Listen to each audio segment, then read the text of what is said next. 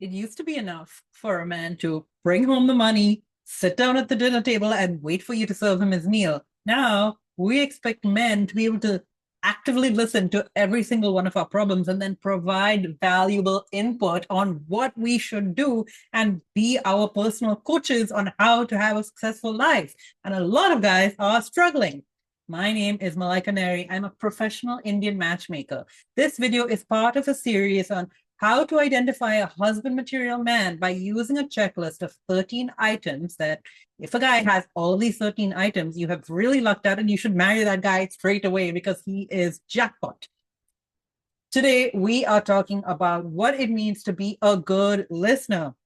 And the whole concept of being a good listener, especially expecting a guy to be a good listener, is something very modern. For most of history, the concept of listening well was not something we expected men to do and not something men tried to get good at. It's what I call a 2000 year 2000 skill. So keep this in mind as you're listening to today's video and as you are looking for this skill in a husband material man. I myself was a really bad listener. Now, growing up in an Indian family, our family time was very often political discussions. In Indian families, definitely mine and probably yours too, we do not talk about feelings. We do not talk about our emotional world or even our inner world.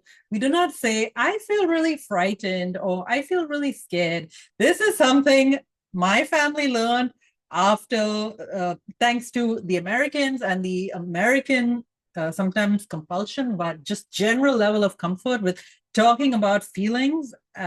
Before that, we never talked about our emotions. We never even said the words, I love you. I think I was like 15 years old when I first told my parents that I love them.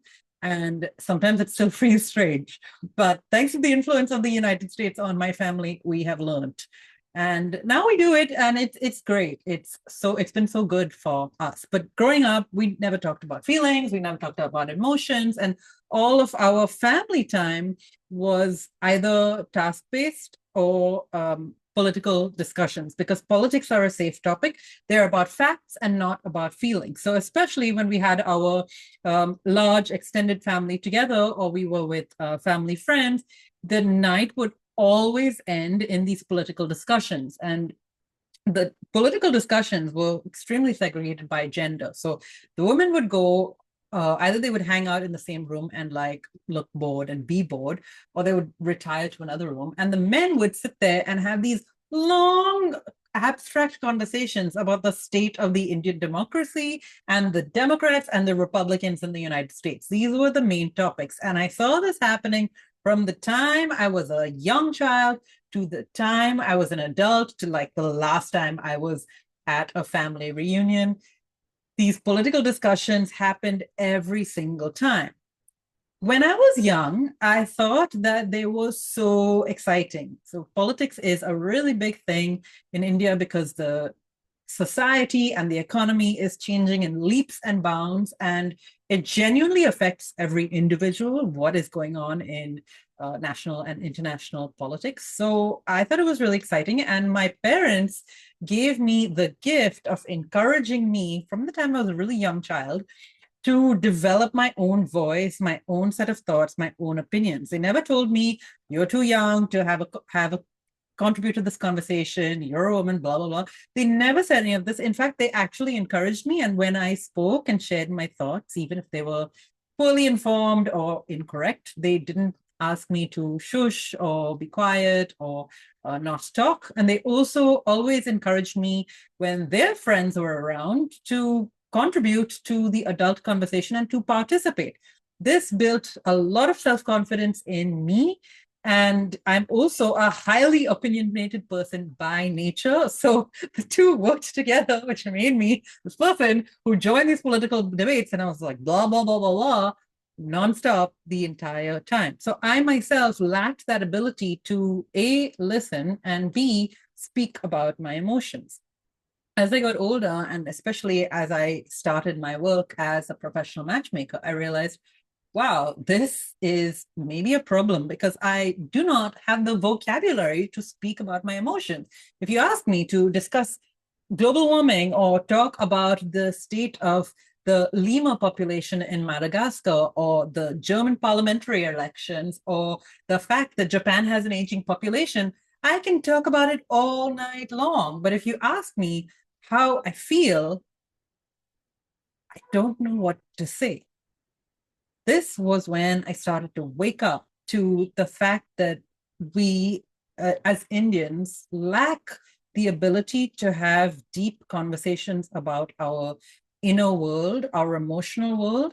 And last year, I read the book Adult Children of Emotionally Unavailable Parents by therapist and psychologist Lindsay C. Gibson. It's like an earthquake went off, happened in my heart and in my life because I started to understand how this complete inability to speak about our emotions had made us this society of people who avoid talking about our emotions and also perpetuate this emotional trauma of never talking about emotions. I remember feeling really surprised when one of my aunts, who lives in the UK and has lived in the UK since she was in her early 20s, she asked me, I'd gone through a difficult experience, and she was like, "Oh, didn't anyone ask you how you felt about it?" And I was like, "What do you mean, how I felt?" I was like, "Are you being serious right now? Is this a serious question?" She was like, "Yeah, your feelings. Like, what were your feelings about that situation?" And I was like, no, nobody ever asked me about my feelings because we don't ask about feelings in Indian culture. This whole concept of talking about feelings is brand new, and it's starting to happen now where therapy is more common, talking to a psychologist is more common. There's much more awareness about mental health in general and about the consequences of not paying attention to your mental health. So we're starting to have this conversation in India, but it's still pretty new. I myself, I'm still learning how to talk about my emotions. So coming back to being a good listener,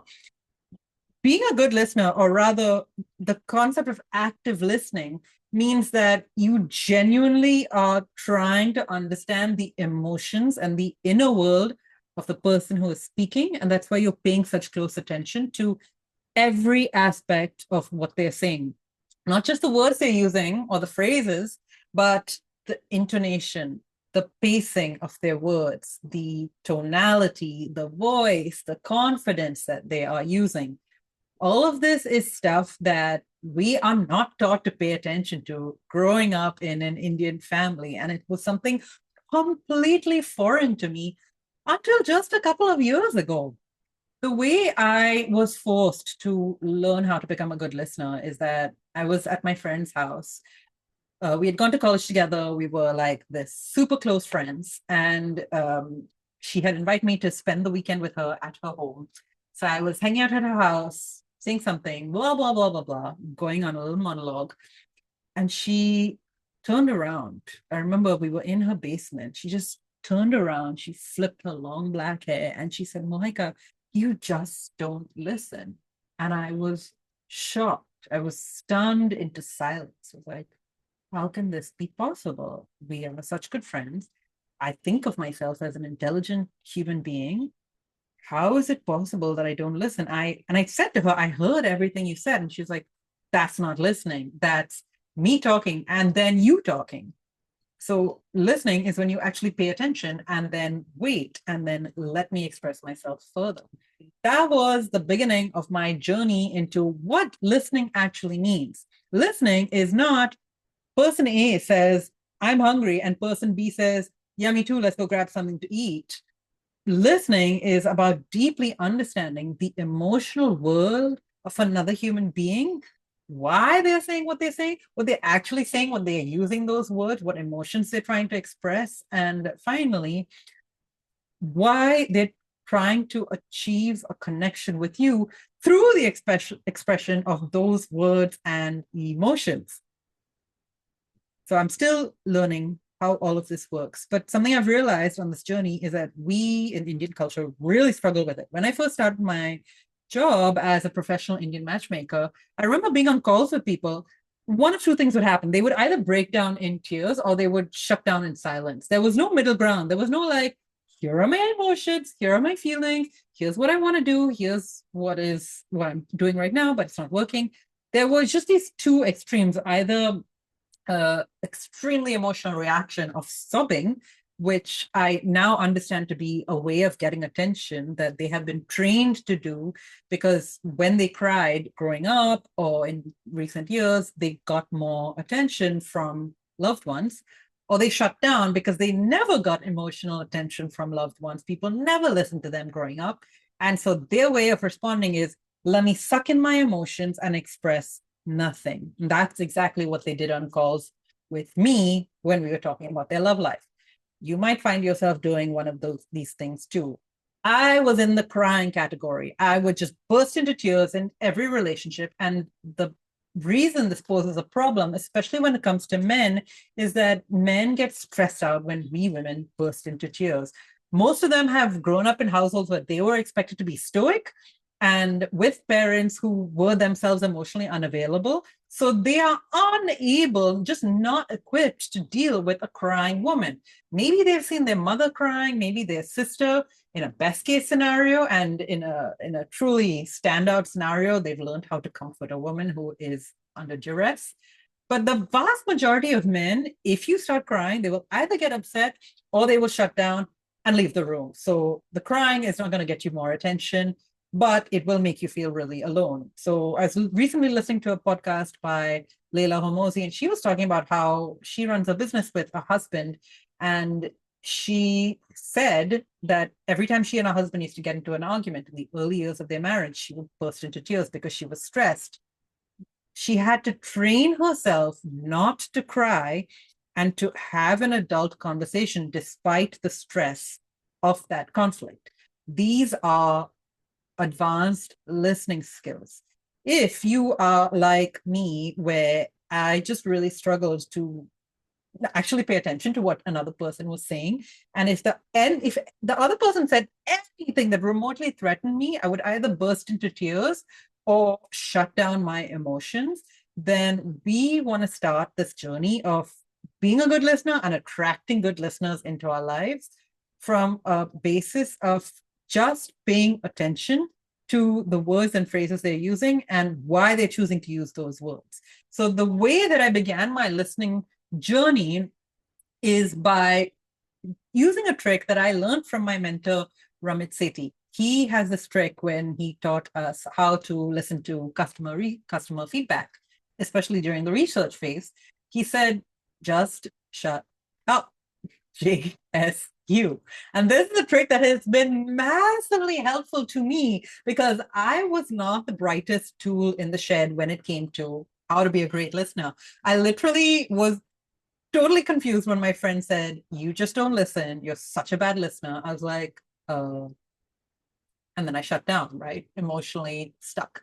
So in order to get more in touch with my emotions, stop disassociating from myself, and also actually learn how to listen, I had to tune back into what people were actually saying. And the way that I did this is I would just force myself to stop talking. At times I had to bite my lip, like literally bite the inside of my mouth until the other person was finished. And I would wait and count to 20.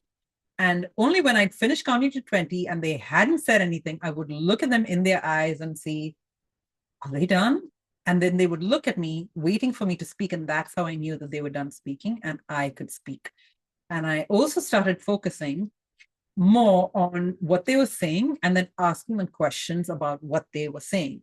This is how I slowly trained myself to be a good listener. I'm so proud to tell you that one of my close friends just texted me the other day and she said, I really appreciate your listening skills. You have great listening skills. This was exactly 10 years after the previous friend had told me, you are a terrible listener. So it has been a long journey, a decade-long journey of becoming a great listener. But I can tell you that it is possible. And I had to learn how to become a good listener in order to attract a good listener as a man into my life. So the average dude has probably not grown up with anyone ever listening to him, not valuing his emotional world and not valuing his feelings. What do men do? What do people do in that situation? They emotionally shut down and they get into fixing mode. If you say, oh, it's such a bad day at work. I'm so tired of this job. The guy's going to say, well, why don't you change jobs? Didn't you say you want to change jobs? This is them being a fixer. So we women in the modern day, we want guys to listen to us in the same way that our female friends listen to us. And what I've learned, one, talking to single men from all over the world, and two, being in different relationships myself, is that guys don't always know how to listen because no one ever listened to them. So the way to teach a man you are considering for marriage how to be a great listener is to listen to him and to give him that gift of active listening, to show him, hey, this is what listening looks like to me. I'm going to give you this gift. And if you like this gift and you enjoy this gift, maybe you can return the favor to me. This is what has worked for me personally, and what I would invite you to do if you are trying to attract a husband material man into your life who also has great listening skills. Most guys are not stupid. They will pick up pretty quickly. Wow, she actually listens. Wow, she actually pays attention. Wow, she actually asked me questions about the thing that I have talked about. The corollary is that they might respond in the same way that maybe their parents respond to them when they grow up. If you say, what makes you feel that way? Or I'm so sorry to hear that, they might react with defensiveness because they are frightened or they're afraid that you're making fun of them. So your job as an independent woman who wants to build that relationship of love and support and feeling truly comfortable with a partner is to create that space and tell him directly, hey, I would really love to talk about this, but if right now is not the right moment, absolutely no pressure. It can be another time. So we can have a long conversation about listening skills, but I'm here to say that it is something that is built with time. It's taken me a decade to develop good listening skills. And while today I would say that I have pretty great listening skills, definitely met people who are way better at it than I am. If a guy has even a small level of listening skills, it is a checkbox and you can definitely go ahead with him, because a lot of guys, especially if they are very introverted, software engineers, people who work by themselves, work mostly with screens or with tools, they might not have developed these listening skills and might never have needed to, or might never have met anyone who actually listened to them and made them feel like what they thought, what they feel matters. Ultimately, this is about feeling loved, feeling like someone cares about what is going on in your internal world. And like I said, in Indian culture, a lot of us just never had this. It's really normal. I'm slowly trying to understand how we can move beyond this new common cultural trauma that we all have from listening just not being a part of our society and the way that we have evolved. But in the meanwhile, here's your reminder that if a guy even has really basic listening skills, go ahead with him.